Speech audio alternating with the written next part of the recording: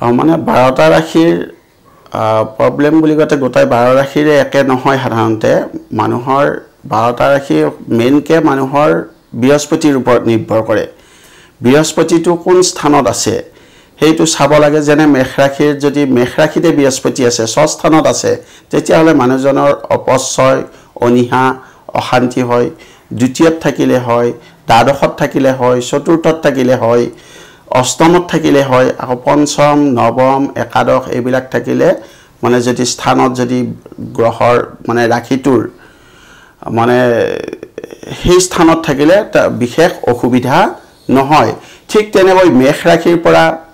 মানে কোনোবা এজন অভিজ্ঞ ওচৰত নজোৱাকাটো একো কবই নোৱাৰিব আপুনি যেনে আপোনাৰ ৰাশিটো মেষ ৰাশি হল তেতিয়া হলে এতিয়া বৰ্তমান বৃহস্পতি মেষ ৰাশিত আছে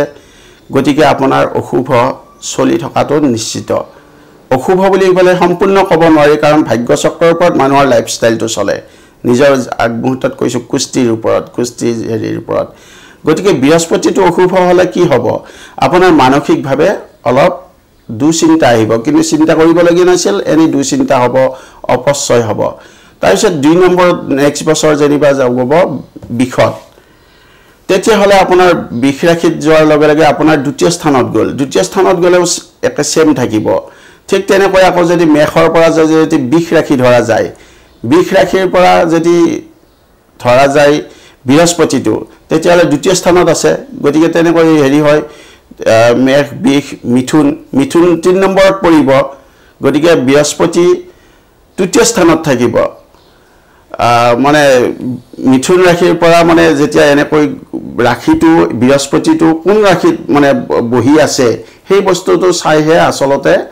সঠিক উত্তৰ দিব পাৰি আজিয়ে মানে কৈ দিব নোৱাৰি যে অমুক ৰাশিৰ ভাল অমুক ৰাশিৰ বেয়া তেনেকুৱা নিৰ্দিষ্ট হেৰি নহয় মানে মানুহজনৰ ৰাশিটো চাই যেতিয়া জ্যোতিষীৰ ওচৰত যাব তেওঁ চাই দিব আৰু পৰামৰ্শ দিব সেই পৰামৰ্শ মতে আপুনি হেৰি পাব কিন্তু বাৰ্ষিক ফলত ইমান মানে নচলে বাৰ্ষিক ফলটোত মানুহজনৰ সাধাৰণভাৱেহে চলে অপচয় অশান্তি অনিহা তেনেকুৱা চলিব কেতিয়াবা যেনিবা বৃহস্পতিৰ দশা চলি যায় বৃহস্পতিৰ দশা চলি থাকিলে মানুহজনৰ বেয়া হৈ যায় কিন্তু অকল এটাৰ ওপৰত বস্তু দশাৰ ওপৰত নাচাই টিপাপ চক্ৰ বুলি আছে অকল মানুহজনৰ কিবা এটা চাই মেষ ৰাশি আজি ভাল বুলি ক'লে তেওঁ যদি বেলেগ বেয়া দশা চলি আছে তেতিয়া হলে তেওঁ বেয়াটো হ'ব মই আজি ভাল বুলি কৈছো তেনেকুৱাকে মানে উত্তৰটো আসলত দিয়া সম্ভৱ নহয় এজন কোনোবা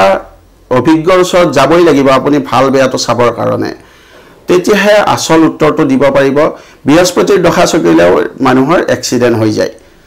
কাৰণ তেওঁ টিপা পৃষ্ঠত পৰি আছে গতিকে বৃহস্পতিও যেনিবা ধৰি ললো শুদ্ধ হৈ আছে তেওঁ দশাও বৃহস্পতিৰ দশা কিন্তু তাৰ মাজতে কিয় এক্সিডেন্ট হৈ গল হেতুৰ উত্তৰ টিপা পৃষ্ঠই কব গতিকে আপোনাক আজি মেষ ৰাশিটো ভাল বুলি কোৱাৰ লগে লগে আপুনি সম্পূৰ্ণ ভাল বুলি ধৰিব নোৱাৰে সেই কাৰণে আমাৰ জ্যোতিষটো শনি বা কুস্তি আগমুহূৰ্তত সুধিছিল যে শনি বা কুস্তি কিয় লাগে সেই উত্তৰটো এইখিনি থুমাই আছে কিয় লাগে ভাল দিন চলি থাকিলেও আপোনাৰ ৰিষ্ট পৰি থাকিব